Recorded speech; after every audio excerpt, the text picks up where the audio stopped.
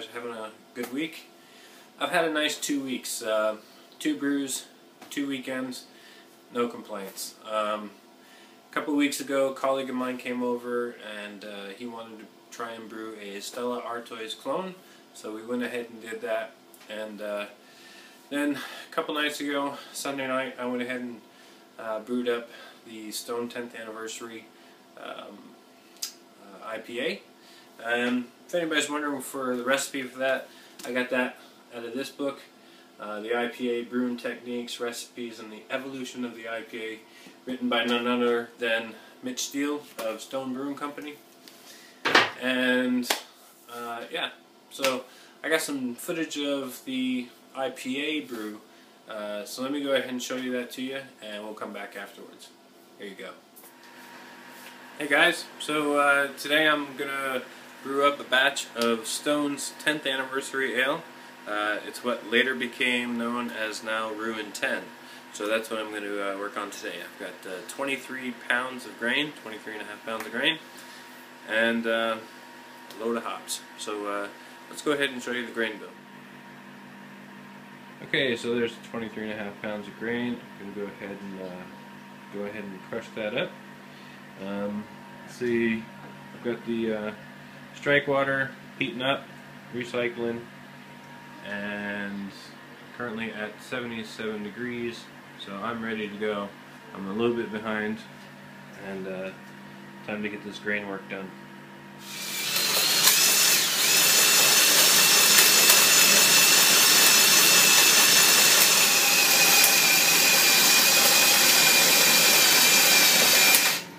Good job, keep going, I'll put more in.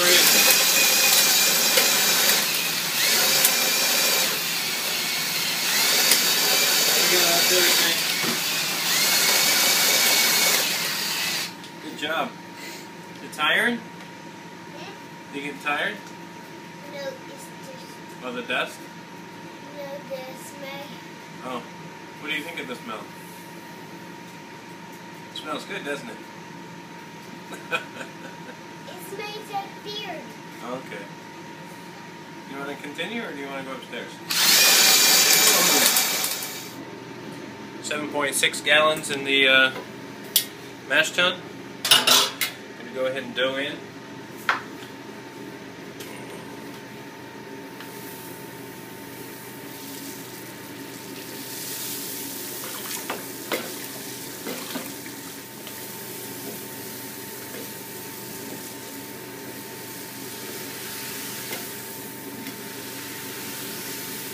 Boy, that's a big old... It's a big brain.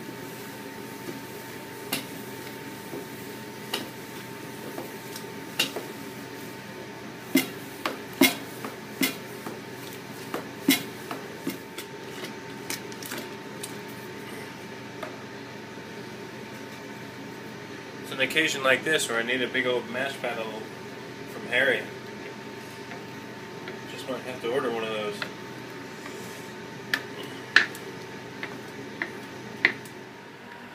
Okay, so I'm all mashed in.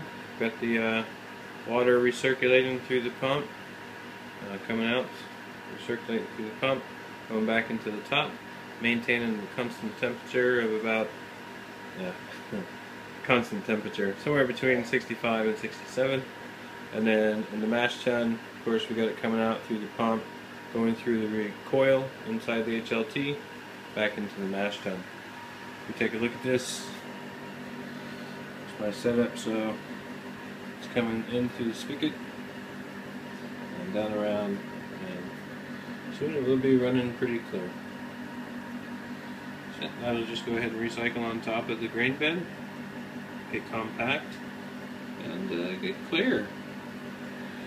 So like that. Current temperature is holding steady at 65 in the mash tun. That's what we want. PID set for 65, current temp is 67. That's okay. HLT light is off, so it's in a rest state. Both the pumps are running, and yeah. We've been running in the mash for about almost 13 minutes now, and so yeah, about 47 minutes to go. Okay, mash time is 57. So about 57 minutes, just about an hour in the mash. So let's go ahead and take a look. Looks like it's coming out really, really clear. It's nice. So just sort of swirling around the top, so it's got nice, good flow. Should have good extraction. Alright, start time to get ready to mash out. Okay, so our mash temperature of about 74 degrees Celsius has been reached, and our configuration has changed.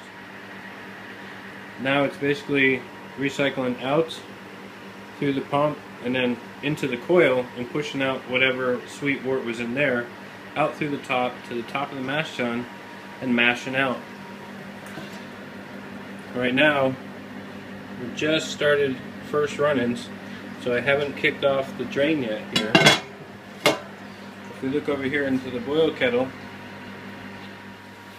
switch the angle a little bit so I can basically do this one-handed. You can see down here I've just started to dribble the first run-ins into the boil kettle.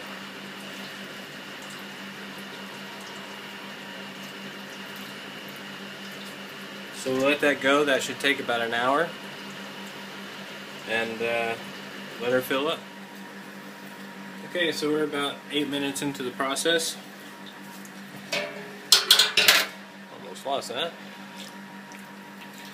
Got a nice amber colored sweet wort coming in, and it smells wonderful. Oh, it smells sticky. Okay, bringing everything up to the boil. I had a little incident, well, it wasn't really anything. I took a gravity reading of the pre-boil gravity, and I'm supposed to get 1.074, and my actual numbers were 1.069, so they were 5 short. Well, and anyway, I went ahead and mixed it up. As it heats up, I went ahead and mixed up the wort, and then took another reading after it was all mixed up, and then I got my 1.074, so I hit my numbers exactly. The hops that we'll be using for this brew, we'll start off at 60 minutes. We're going to use 2.5 ounces of Summit, and then at the 0 mark we're going to use 4.2 ounces of Chinook and 4.2 ounces of Crystal. And of course at the 15 minutes we've got the Warflock tablet and yeast nutrient. So it should be a pretty easy brew day. Just need to make sure I keep this head under control and don't get a boil over. That should be no problem.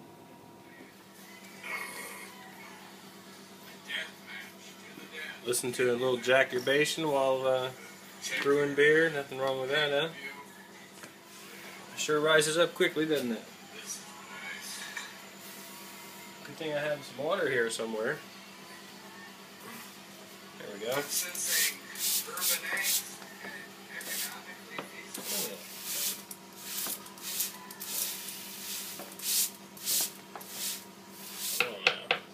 Come on. Break on through. There we go. There we go.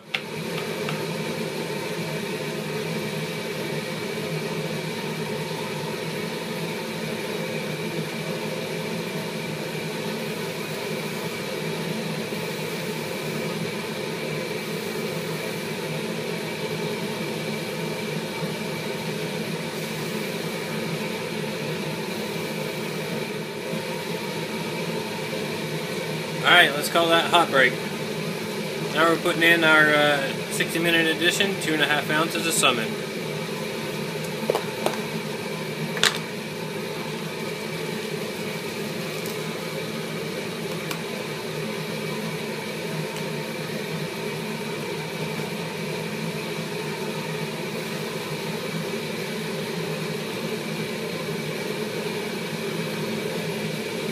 Oh boy, that smells good.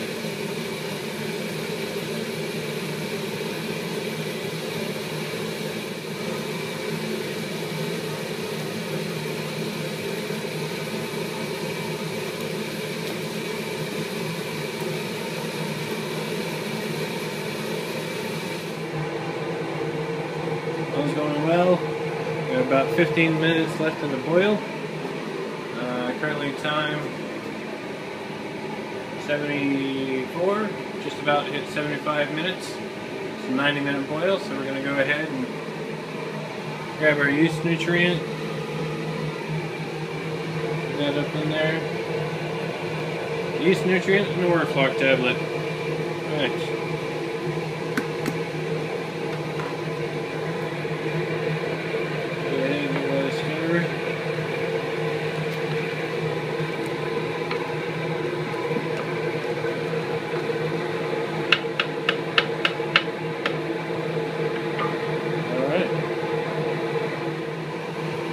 Alright, so I just cut out the flame.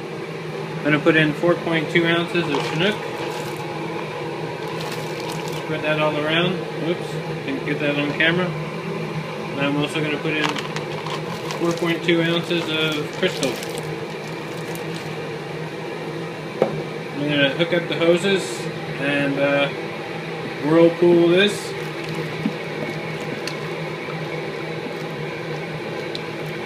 For about 20 minutes.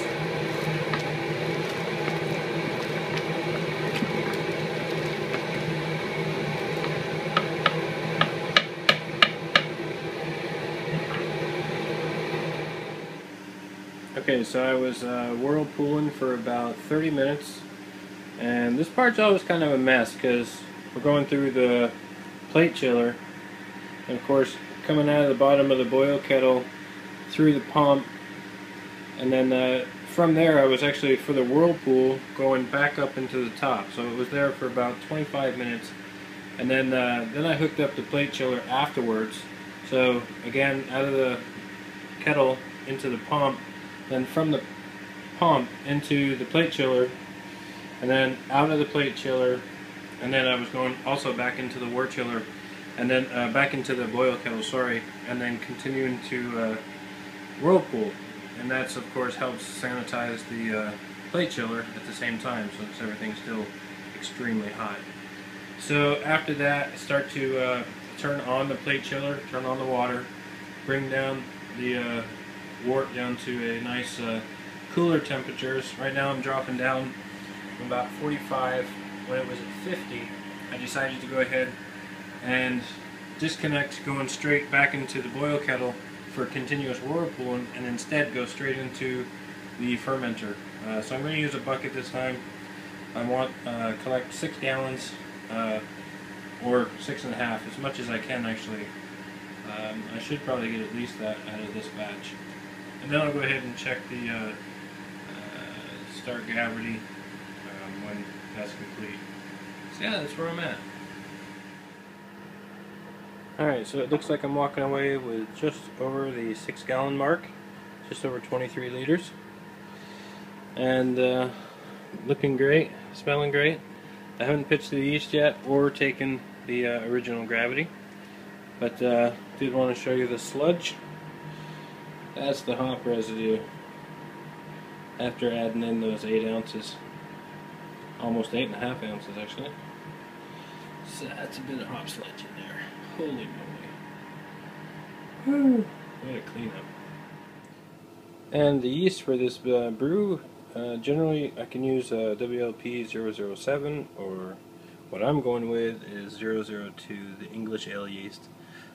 Used this on 2 brews so far, including the Coca-Cola Porter, and I'm really loving it, so I'm going to go ahead and stick with it for this one as well. It's actually one of the options in the original recipe.